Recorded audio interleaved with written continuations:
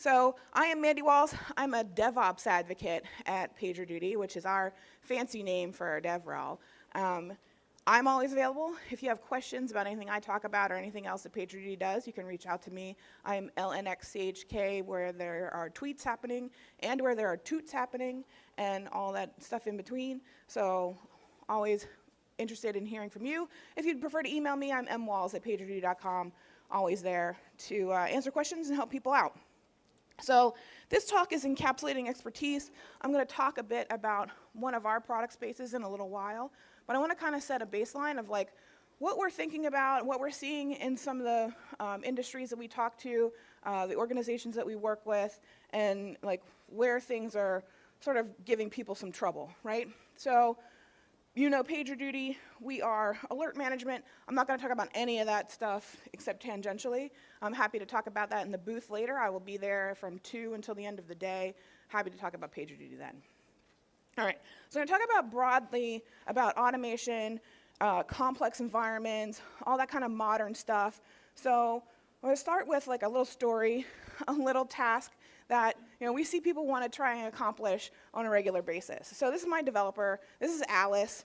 Alice works on a microservice, and it's a feature in a customer-facing application, right? So there's external users who maybe pay our company money for whatever this thing does, right? So when Alice or one of her other team members have finished some amount of work, whether it's a sprint or a couple of sprints or however they're parsing things out, they do the first round of sanity checks themselves before things go to the big integration environment, right? So to ensure that her code is going to work in the full environment, she's going to request a sanity check environment, which is a little small piece of the cloud in the development cloud account. Now, because Alice works for a large organization, she doesn't have direct access to the cloud account. She's not allowed to have it. It's restricted, right? It's just a few people in the organization who are allowed to like log into the cloud and do things that spend money, right? So her request gets submitted to a queue that's eventually going to go to the cloud operations team. And you might call them the platform integration team or platform engineering team or DevOps team or build tools team or whatever you've decided to call them, but the end goal is still the same. We want some stuff in the cloud, but we're not allowed to get it ourselves, right? So it goes into the queue, and there's maybe requests from all the other teams, and it's going to get handled eventually, probably FIFO, first in, first out, right? And the first subtask, though, is now to get an approval from FinOps. We have this brand new FinOps team because like somebody in CIO magazine said we needed that, right? So we have to get an approval. So there's like these checkpoints that involve human beings. And so if the FinOps team looks at Alice's request and says, Alice's team has too many environments already running, or they've like exploded their budget for this quarter, like they have to go back to Alice and say, you need to talk to your boss because you have no more budget for the cloud, right? So her ticket can actually just get rejected for budget constraints. That's a huge bummer. And then if FinOps then approves the ticket, Alice is allowed to have her environment, and then it gets to go to our cloud ops team. So at some point, hopefully, Alice gets her environment. But we have no idea how long that could possibly take. And really, because there's like APIs and stuff that are available, there's really no reason for that, right? We're just there because it feels human to do it that way, right? So it's clunky. We should make sure that all the boxes are checked when Alice requests a new environment, but do all these like human beings need to be involved? Isn't there like more important stuff that they could be doing, right? Should it really take all this time? Back in the day, we started using the cloud because it was easy, and like you felt like you could like zip your credit card across your computer monitor and just get stuff, right? We want to go back to that, right? That's what I wanted. But in many of our modern environments, we have all these complex sets of requirements. People discovered that, hey, we're like spending a lot of money on this cloud stuff, and like maybe we need to get a grip on that, right? We have compliance, we have security, we have these financial guidelines, we have all this other stuff that comes into play. So when we examine our workflows, we need to figure out where the knowledge is and how we can smooth these processes out so that Alice can get her environment super quick. We want Alice to get back to work doing stuff that our customers love, because the customers don't give a crap about what FinOps is doing. Like, that's all for us.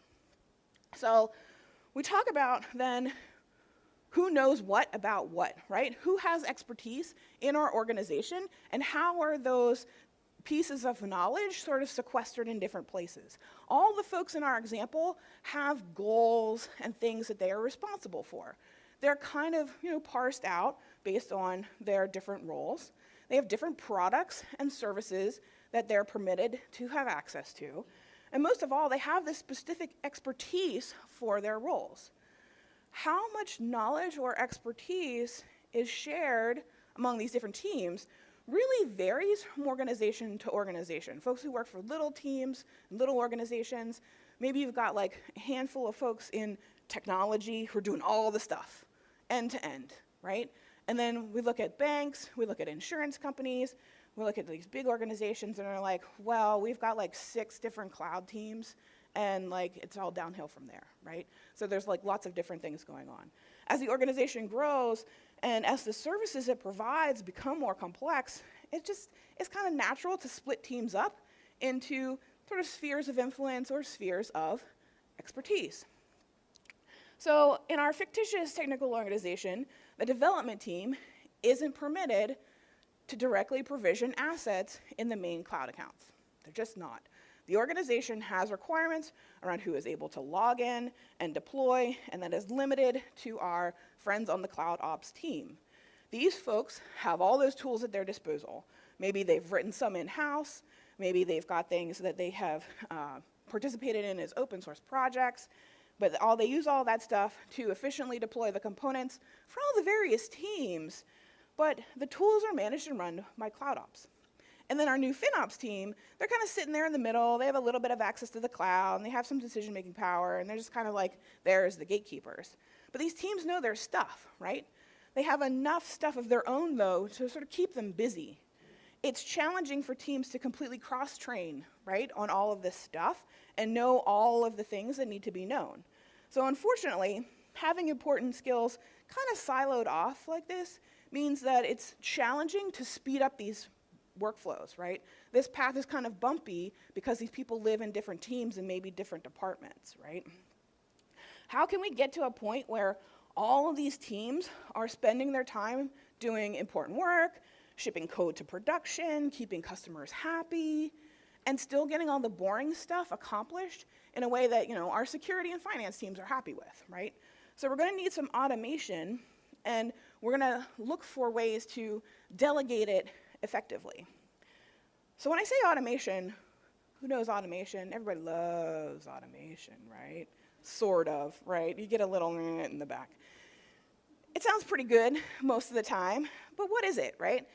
A lot of the work that we have to do, the stuff that has to get done to get a piece of software up and running, has nothing to do with the application code itself. It's all the other stuff that has to happen.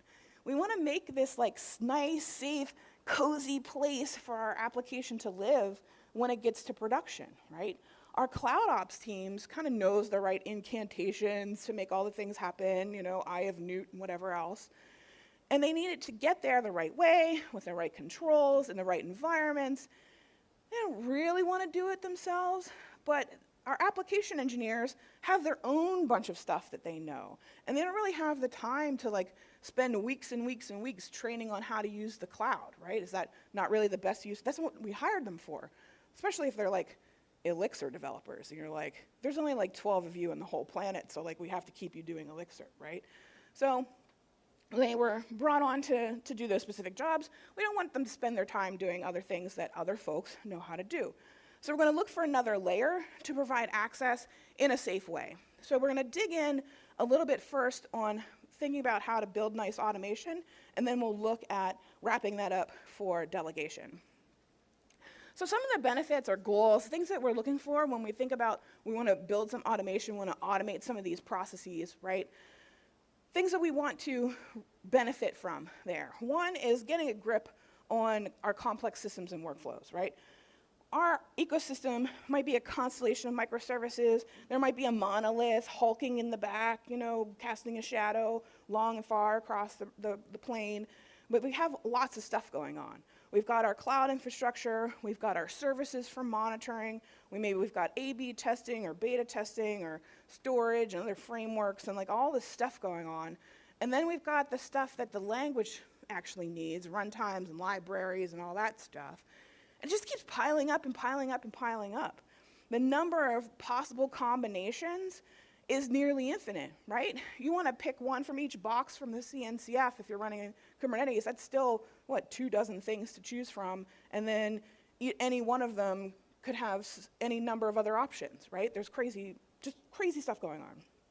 So managing all that complexity is sort of our first goal for needing some automation, right? Then we have all these different components. Then we have to cope with them changing, because like developers are going to develop. And like, there's going to be security updates, and there's going to be new features and new options and improvements, and we want to reap the benefits of all of those. But when we're dealing with 60 different components, like that's a lot of change that can come through.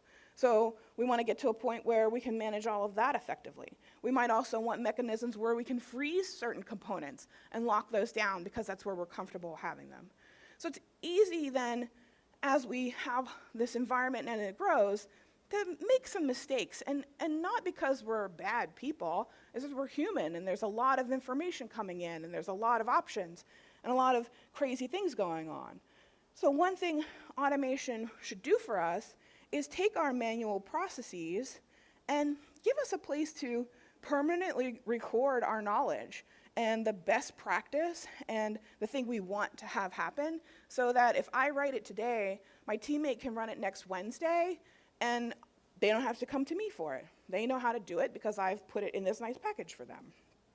So all of those tasks can have, all kinds of options. We've definitely been in a place where if you're in a wiki with a run book, it's like, okay, I'm going to copy and paste all this stuff, and like you copy it into the wrong terminal, or you miss the end of the line because it like scrolls out and the wiki is like locked and it doesn't scroll for some reason because somebody made a design decision, or like you just miss a line, whatever. All these bad things can happen when you're going that direction.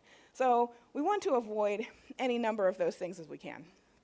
And the last one is avoiding toil. And this is fancy SRE speak, right, for all that work that has to get done that just kind of expands as the environment gets bigger, but it's not really particularly interesting. A lot of it can be kind of boring. I kind of think of it as hygiene, right? Like you brush your teeth every day because you have to, you should, right? If you don't brush your teeth once, it's probably fine. You don't brush your teeth for like 2 weeks, like somebody's gonna be concerned about you. Like that's probably not the best outcome that you want there, right? So toil's kind of the same way. It's work that has to be done on a continuous basis, and if you let it build up a little bit, maybe it's fine. If you let it build up a lot, you're gonna crush under it. Things like security updates, all that crazy business gets in the way. So we have all this stuff we want to do all this amazing automation, and then we get to the edge of the cliff and we're like, there's a gap here. Actually, there's 3 gaps here, right? Various teams have all the tools that they've built for their own stuff, right? Their own workflows. It helps them get their stuff done faster, whether it's automating their CI/CD setups or their build processes, whatever else they've got going on. Large organizations have stuff all over the place. They might have accounts in multiple clouds. They might have multiple cloud accounts in one cloud. They might have stuff living in the old stuff on-prem. They've got a jump box down the hall in a closet that was built in 2016 that nobody's really wants to touch, but they're still using it every day, right? There's stuff everywhere. So what do you do with all of it, right? How much better can it be for our organizations when anyone who needed a task could just like slam the easy button and get their task done, right? That would be great. But we face these gaps, right? The first one there is a knowledge gap. There's just so much going on that it's impossible for everyone to understand all of the stuff. And then even if they do understand it, they might not have the skills to actually address it, right? They may not be super comfortable on the command line. They may not really understand what we've written our tools in, whether it's Python or Ruby or Node or whatever. And then we get to that access gap that our compliance people are like, no, do not touch that. And that's a whole other problem, right? I think of this as a 100% problem. And this was coined by a friend of mine, Adam Jacob, in a talk that he was giving last month. So like, we're talking about 100% being the stuff that I know, right? I have 100% knowledge about my job. And then this other team over here, they have 100% knowledge about their job. But if I need to expand and know some of their stuff, like, you want me to know 200% of stuff I need to know? And like, ain't nobody got time for that. Like, there's just too much going on. So we don't want folks to need to know 200%, 300%, 400% of the work that they have to get done, right? So as the ecosystem grows, we want to have a way of bringing all that knowledge in and melding it to the way we want it to be. There are some drawbacks. I love automation. I'm talking about automation for a number of years, but there's definitely things out there that are kind of scary. Totally happens. We get it, right? Everyone should want to automate stuff all the time. It sounds great. We're going to reduce errors. We're going to speed up our workflows. And we're just going to like magically create extra time in the day. But. A couple of downsides. So stuff that comes up pretty often. First, the issue of how do folks know how to do a thing when everything's automated? How many people can still drive a stick shift? Pretty good in this audience, right? When it's on the wrong side. And other audiences, maybe one or two. I still drive a manual shift. My nieces are never going to learn how to drive a manual shift, right? So you start losing some of that as the automation grows. And there's definitely research in systems engineering, especially from like nuclear power generation, from aerospace, from these like very complex, life-threatening kind of environments, about what you have when the entire system is automated and then you bring a new person on. And all they're gonna do is watch the blinking lights, right? And how do they know what to do when the light blinks? You have to train them up, and then you have to like explain what's going on in the back end. Well, then if the person who built the automation leaves, what happens, right? So there's definitely lots of places where if you're not treating automation as part of your product, right, you can lose that momentum that the automation is giving you, right? So you have to have a plan for keeping the expertise going as the team changes, as new people come on, training them up on what is actually going on under the covers, even if they weren't the ones to write the automation.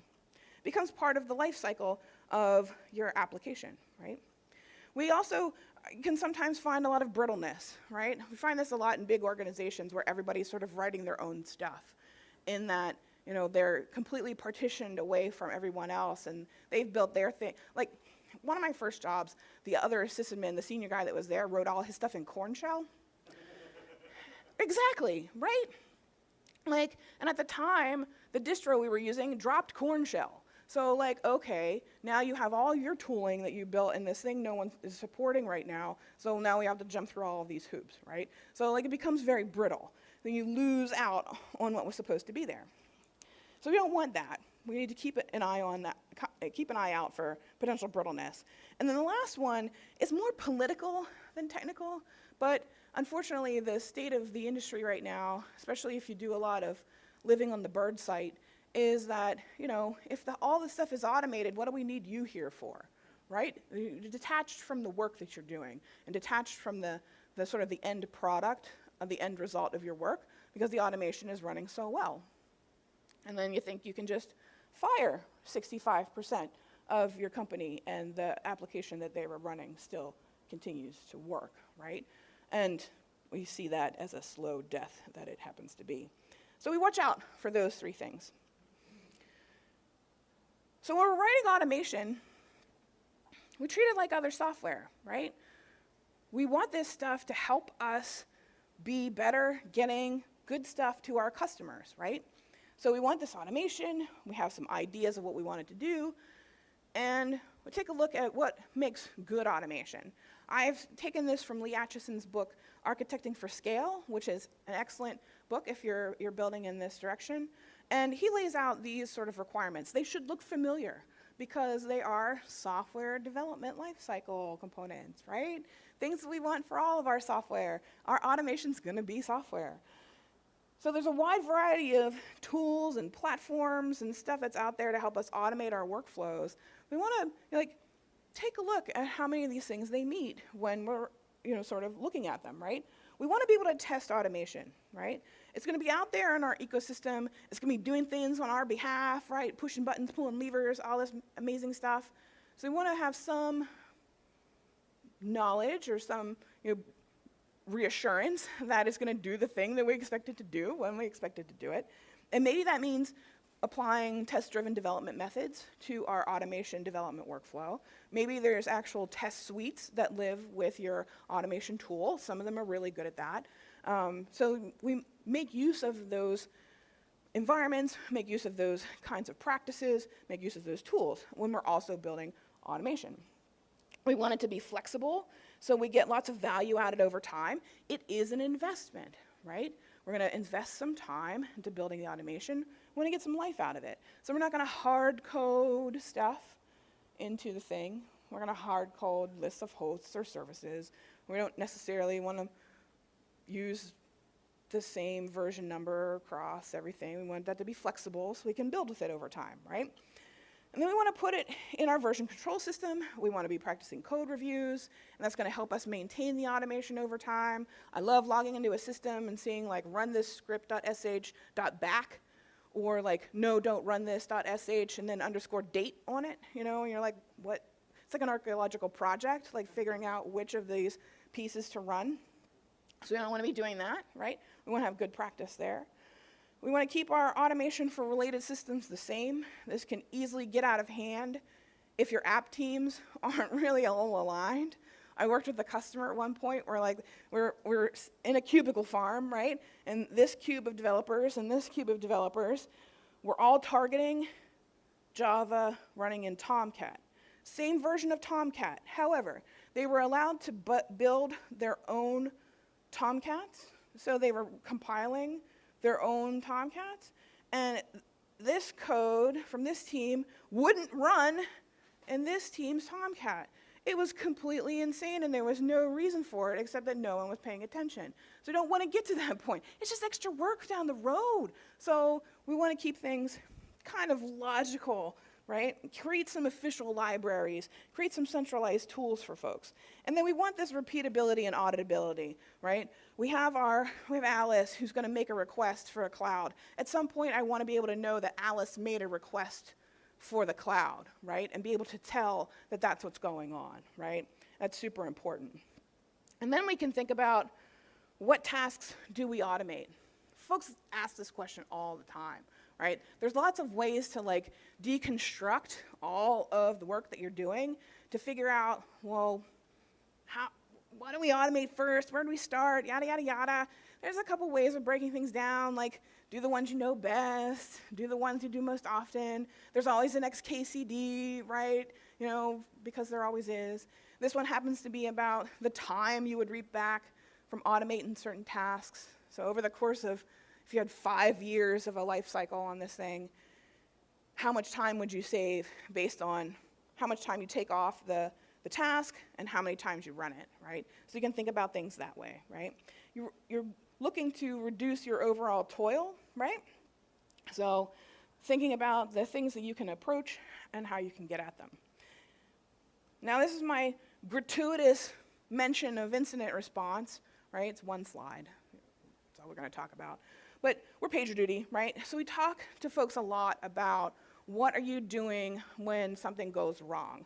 What is your incident response process? And like how we can improve that, and automation plays here too. This is an interesting place to like when people start to think about automation because they're in a time crunch already, right? And even if they're not sort of rolling towards improving MTTR and some of these other things, like they still want to repair things as fast as possible. So we have our responder. They're here in the green.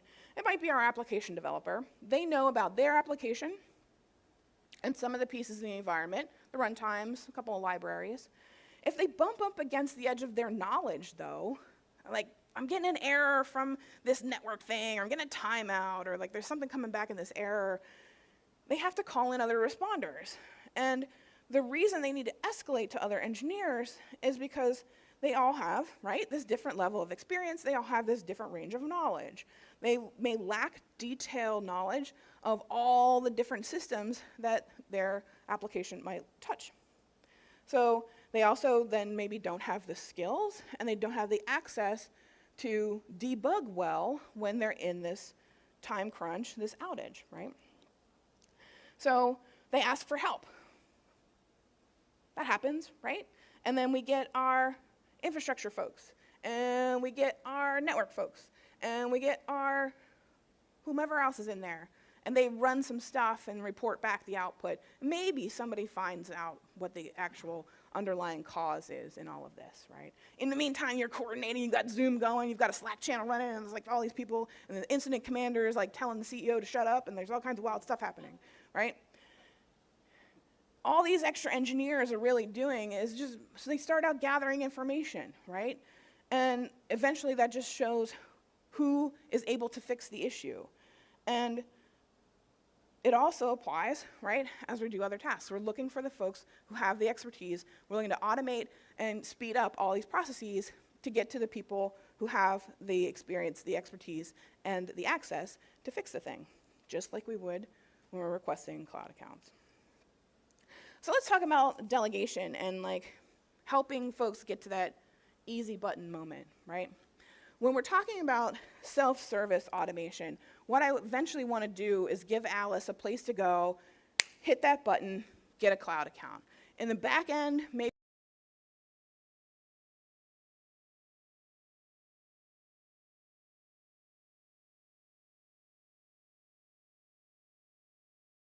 they are, they're an end user, they're going to be able to perform better when we take all those ticket requests and time-consuming things out of their day. They can do a lot of this stuff on their own, right? They may not know exactly how to process a request in the cloud account, or they don't know exactly the name of the current security blessed AMI image or whatever we're using right now, but they kind of understand, like, this is what I want, here's where we're going to go to get it. We also have other folks that are out there that could also benefit from automation. Our responders, right, in the last slide, they have places where it would be nice for them to just hit a button and say, oh yeah, give us the diagnostics on this pod, whatever it is, that would be great. So it's really critical when we get to the point where we've decided what we're going to automate, we want it to do, to think about, okay, who's going to be using it? Like, we know Alice has some knowledge, other folks in our environment also have some different knowledge, and we want to include the documentation in context, not get too crazy with, okay, we're in the zone, we're doing the thing, but now we have to jump to the wiki to read something else, and takes people out of the workflow. So Alice wants our sanity check environment. In our ideal world, she's going to log into the automation platform. The platform knows who she is. It knows what team she belongs to. It knows what kind of jobs she's allowed to run and what nodes she's allowed to run them on.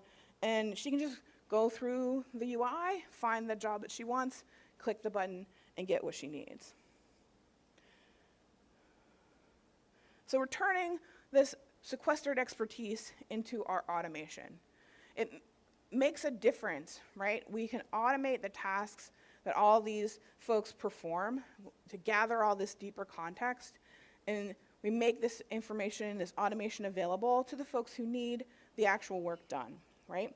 Some of my colleagues refer to this as reducing ticket time. We don't want to put tickets in for everything that we need. We want to be able to do as many things as possible by ourselves, right? So Alice puts her ticket in, makes her request, it goes through a workflow on the back end. Eventually, her cloud account pops out, and we get some reports based on it.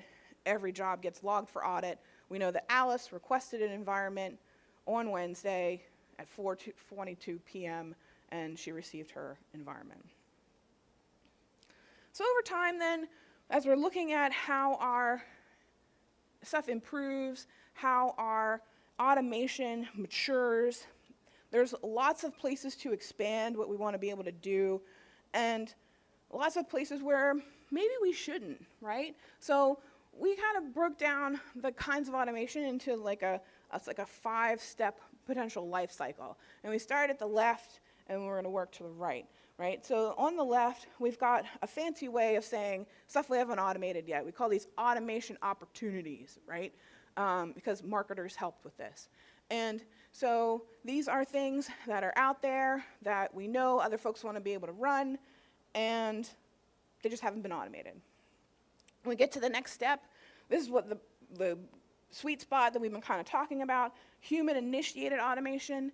These are scripts and tools that every team member can run because they need the thing. This is where our easy button lives, and they get the stuff that they need and the time that they need it, not the time when the practitioners can fulfill their ticket. Automation with oversight, sort of automation that starts running on its own in response to maybe some environmental trigger. And it might be things like your cron jobs that rotate logs or do interesting things like restarting a service when it stops responding to queries.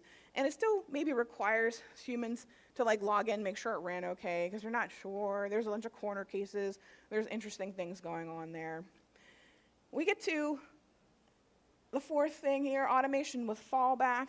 Things start to get kind of interesting, right? The automation runs, and it only requires human intervention if something goes wrong. And you might see these, especially in like an incident response sort of scenario where the automation goes out and restarts the service a couple of times. Maybe after that second try, it sends a notification up and says, hey, I tried to restart this thing, but it's still showing errors, so like find a human being to fix it because I don't know what's going on, right? Eventually, you might get to the last one, monitor and evaluate. Tasks get done with automation, edge cases get managed, and instead of tasks creating tickets or alerts for humans, they turn into metrics, right? So if you have a rather persnickety service that falls apart on a regular basis for whatever reason, and engineering hasn't put the time in to fix it permanently, instead of sending tickets and alerts into your team, it's like Brian and Alice cleared N requests to restart X application this week. Your automation takes over and it says like, the automation restarted application X N times this week. And you can chart it on a graph.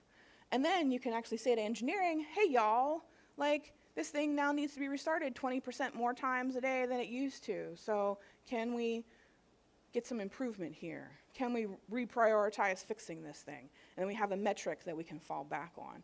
So not all of our automation will live in all of these phases. A lot of the stuff that's really going to help us out lives in that second phase, that human-initiated automation, right? Because we are responding to something that humans need. The other ones here are great. They respond to things that are happening in the environment, and when you have a large environment, it's great to have that stuff there that just kind of like pops off when it needs to. Well, we're going to take a look now at a tool that's going to help us with human-initiated automation. That's Rundeck open source. Who's familiar with Rundeck? It's been around a long time. Okay. So Rundeck was a standalone organization up until 2.5 years ago and was purchased by PagerDuty. We are in the process of bringing it into all of our platform and doing amazing things with it. But it is, we're going to use the open source version today. That's what I'm going to show you. Rundeck community version. It's in Java, so like understanding that Java is not the most open sourcey of open source languages, but you know, it's out there. But there's a lot of plugins and integrations and other like things that hang off of it that are definitely open source that love to have new developers joined. We're going to take a look at the self-hosted version. It'll run in Linux or Windows because that's the dream of Java out there, right? Running on whatever platform you have. We're going to run it in some Linux Docker containers. It configures in YAML, right? Because everybody loves YAML now. And that's better than configuring in XML. And we've got lots of plugins, or you can develop your own, right? So it gives you the flexibility to say, I've got all this stuff, this whole directory of like build script.sh underscore 2022 1002 or whatever, and I want to take all those things and turn them into plugins. So we're going to cross our fingers and see what happens. I'm going to try mirroring so I can see what I'm doing.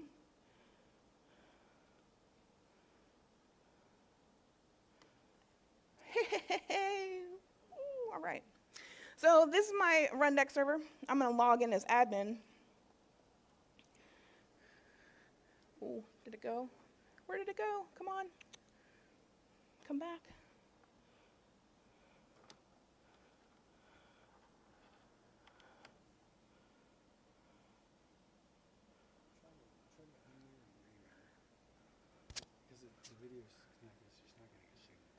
There it goes. Okay. I was too excited, right, that it actually worked. All right. So this is my dashboard. Rundeck allows me to organize things into what are called projects.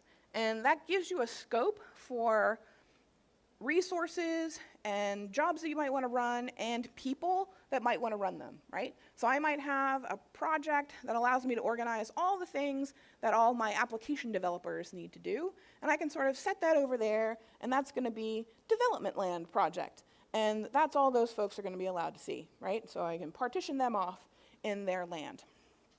I have one project hooked up here called the Welcome Project. And we get some places where we can start to see the kinds of components that Rundeck provides for us. One of them is going to be nodes, which is where I want to get some work done. I have a couple configured in here, node 1 and node 2. They happen to be other containers running in this environment. They're just there. But they're Linux containers, and we can do Linuxy things with them. We do that in a couple of ways. The most basic way is a command.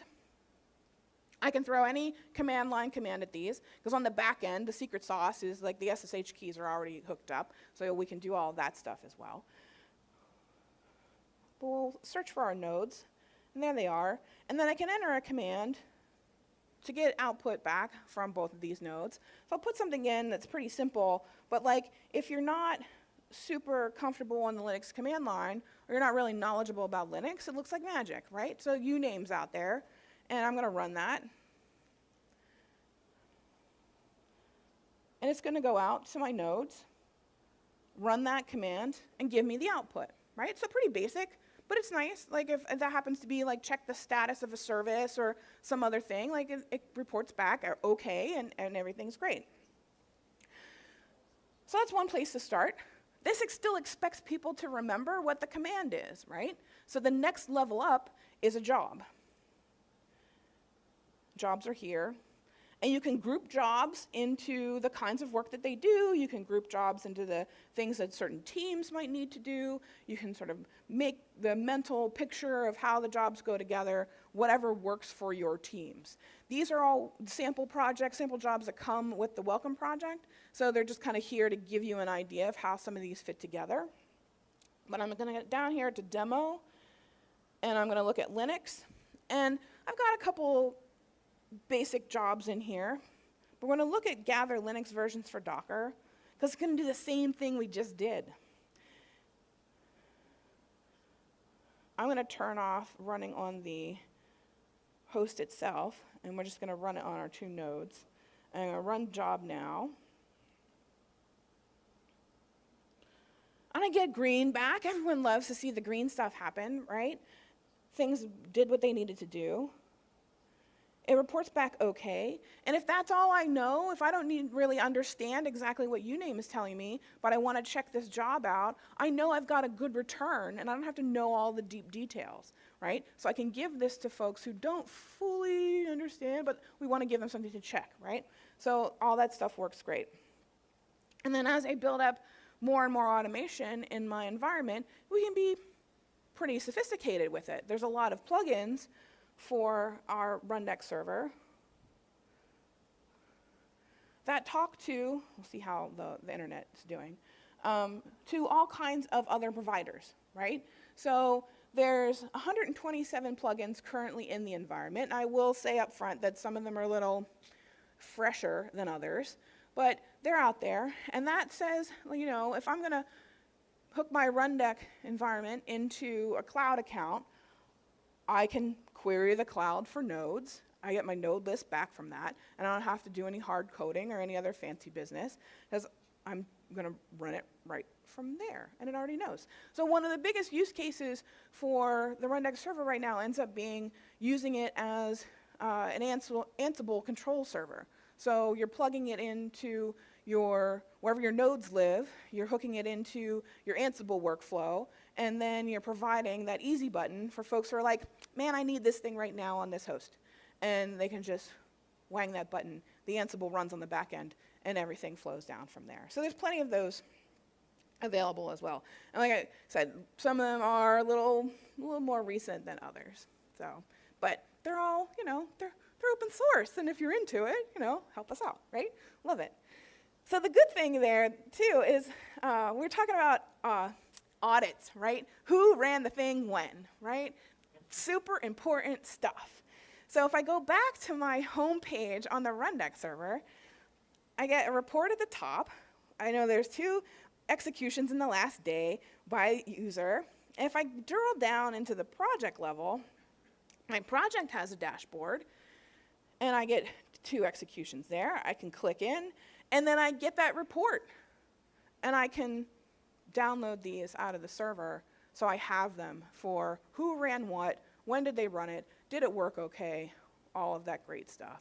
So I know when Alice wants a cloud environment, I know that she requested it on Wednesday at this time, their job ran okay, and it reported back. Also, if it didn't run okay, it'll show up here as failed, and we can dig down through that, and Alice can show that to her boss and say, hey, we're out of budget again on the cloud account, can you fix it, right?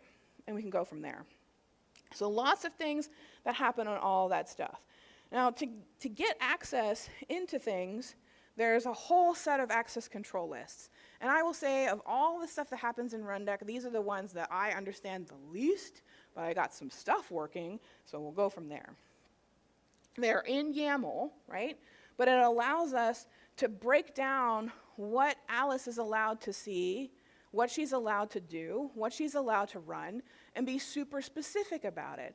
So if Alice and Bob are on 2 different teams, they don't see the same stuff because they don't have access to the same things, right? And if I have Charlie over here who's actually on the FinOps team, right, maybe that team has a whole other set of jobs related to doing audits and checking budgets and making sure things are aged out and turned off in the cloud, right? So we can really break things down based on the users, based on their teams, all of that great stuff.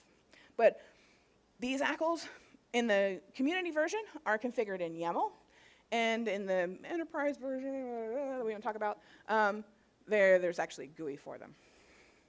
So, yeah, go ahead. What team's responsible for writing workflows? And the second question is, how do you handle the coordination between them? Very simple example, I'm an application developer, and I come up with a new environment for whatever that's very important provision. So on the dev side, that changes, and then the provisioning side, I have to make sure I'm populating that environment to Earth. So you have these workflows that need to be coordinated. Is there a team that has a purview of multiple workflows to make sure they work together? Okay, so I'll try and recap for the recording. So the first question was, who manages all of the workflows? Yeah, Is there a team that would do that? Yeah, so usually there would be.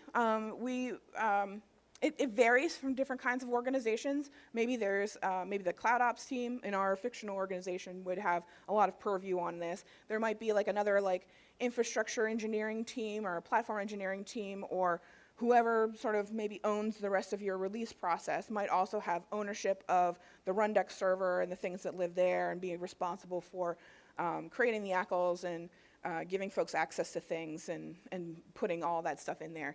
And then as the environment gets more sophisticated, we've seen folks get sort of really rigorous around it, whether they're starting maybe an automation community of practice, or they have another sort of working group that will help folks write their automation, help them sort of review it, make sure it's going to be safe, and then sort of promote it into the environment that way. And it just depends on how rigorous the organization wants to be, or sort of needs to be in certain cases if they've got a bunch of audit controls and other things, especially if you're touching production environments, then you can sort of take it through that pathway to get it approved, to get it reviewed, all those kinds of things downstream.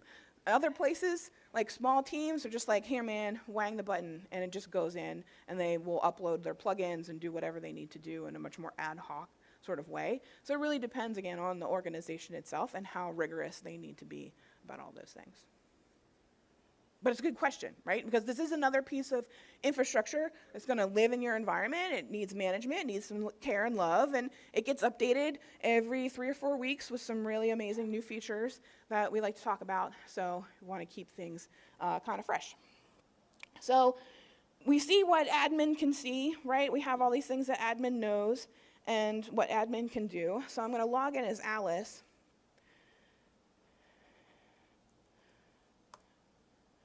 So you get a little bit of an idea that her view is different. She also has access to the welcome project. She gets a message of the day. Right away, you can see like her environment looks a little bit different, right? She doesn't have access to all the same things that admin does. We've restricted what she's allowed to do, what she's allowed to see, what she's allowed to access, to the point where it doesn't even show up on the UI, right? You can see that sort of second row of options there on the left-hand side. She can see some jobs. She can see some nodes maybe. Let's see if that worked right. Nope, she's not even authorized for the nodes in this project, right? So I can lock every person down to just exactly what they need to see, exactly what the work is that they need to be able to do, and what they're then allowed to participate in, right? So I get a nice environment where I can start building things in and getting a grip on what folks are allowed to do. Now the last little bit I want to talk about before we're out of time is putting our own plugins together. And where that comes in is like, I want to write a new job. And when I put a new job together, I'm thinking about, okay, who's going to use this thing? All right, this is maybe mainly for my team. I'm not necessarily going to delegate this one right now. So we're just going to call it my job.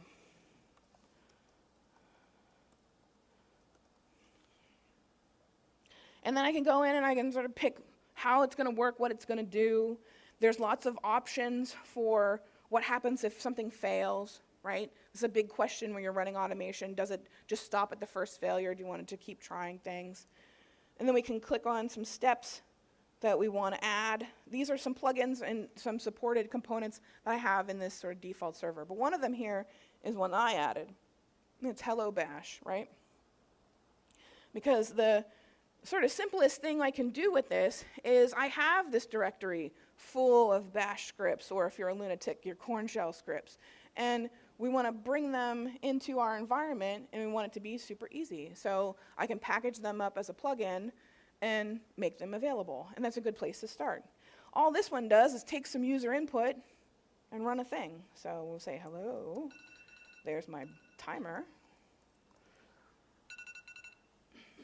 And we will save that. And we can choose nodes or execute locally.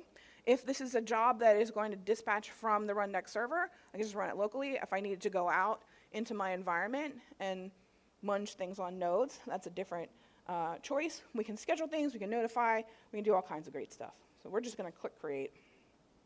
And now I have this job. I can come back into my jobs, and it shows up down here at the bottom because I didn't make it part of the subdirectory. And I can't press buttons today for some reason. And I'm just going to run it. It comes back, all steps okay. And there's my output, right? Hello from this particular host. Input from user is just hello scale. And that was provided by a Rundeck job. So all that is under the hood is bash. So we'll go back to the slides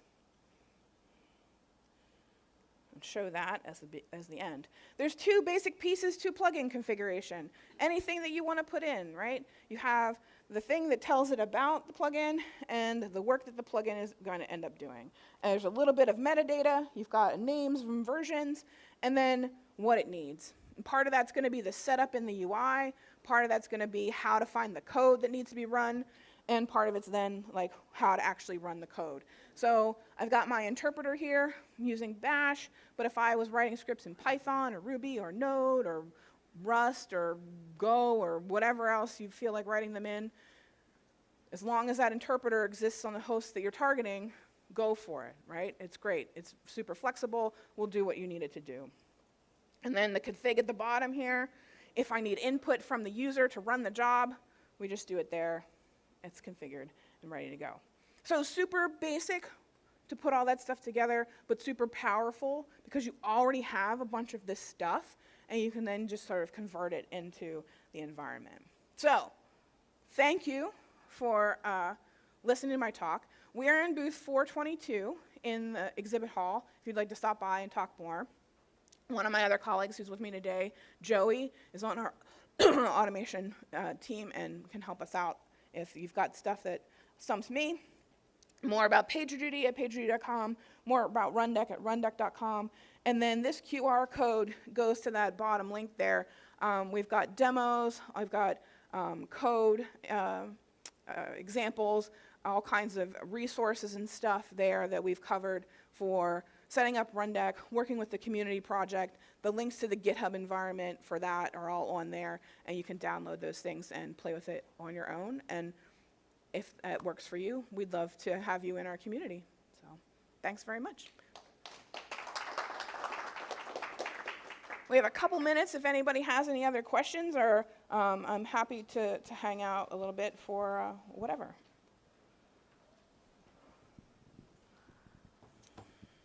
Hey, thanks.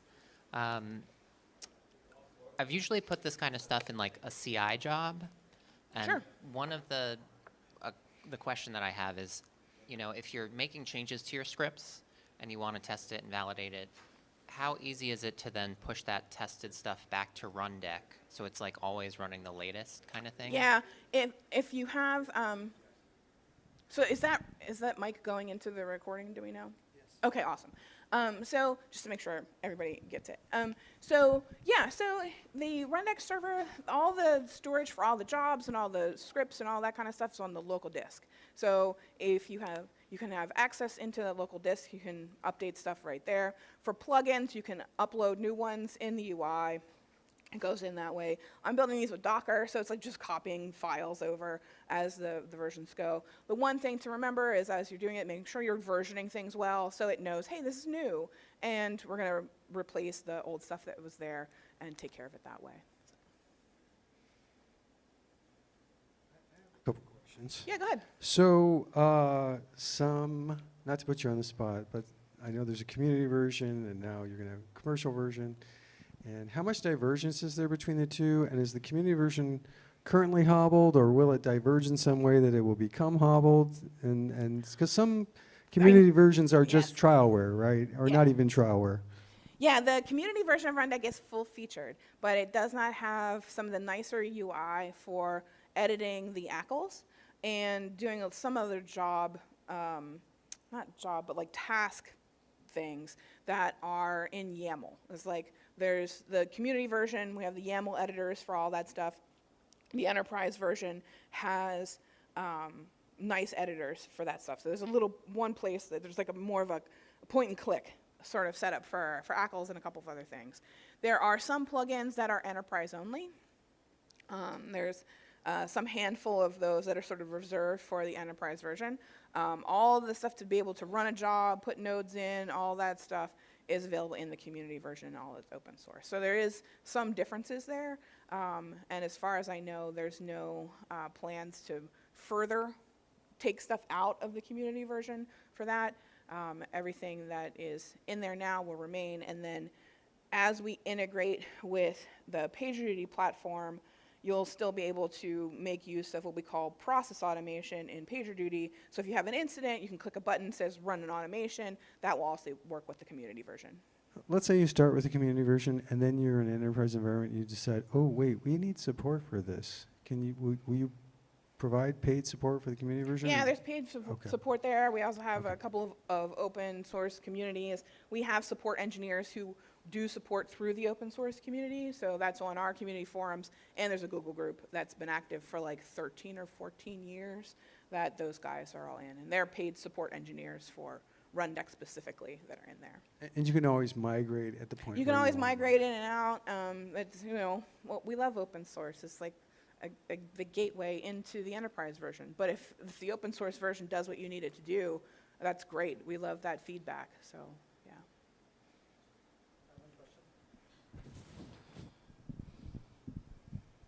So couple of goals that you had listed for the automation were like testable and reviewable by someone else as a check. So when you say testable, I assume that it's like auto-tested, unit-tested, like we do the code. So how do you achieve that with the Rundeck automations? So it would be the scripts and stuff that you would run underneath. You'd want to be able to test those. So every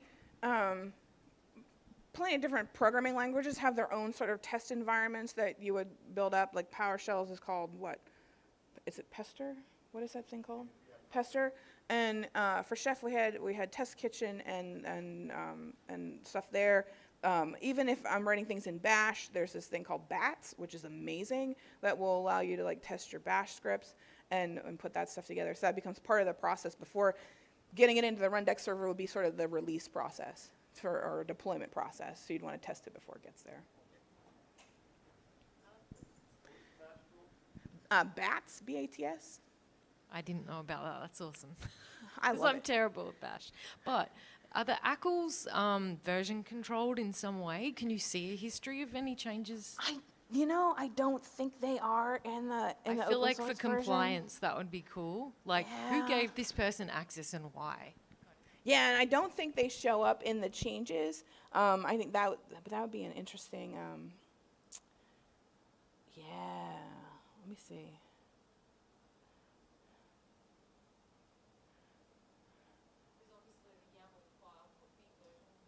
Yeah, you could do that way. Like, have the YAML file in a repo. Yeah, all I private see here or is something and you can then either upload. override the ACL Sorry. with the same name or put something new in. That's an interesting point. Yeah, excellent. You mentioned either Chef or Puppet. Ansible support? Yeah, the Ansible community is big users of Rundeck as helping out with being like an Ansible control server for that stuff, especially on the community version. And there's like I think there's a link actually in the resources page for like actually doing that work using Rundeck with Ansible that way.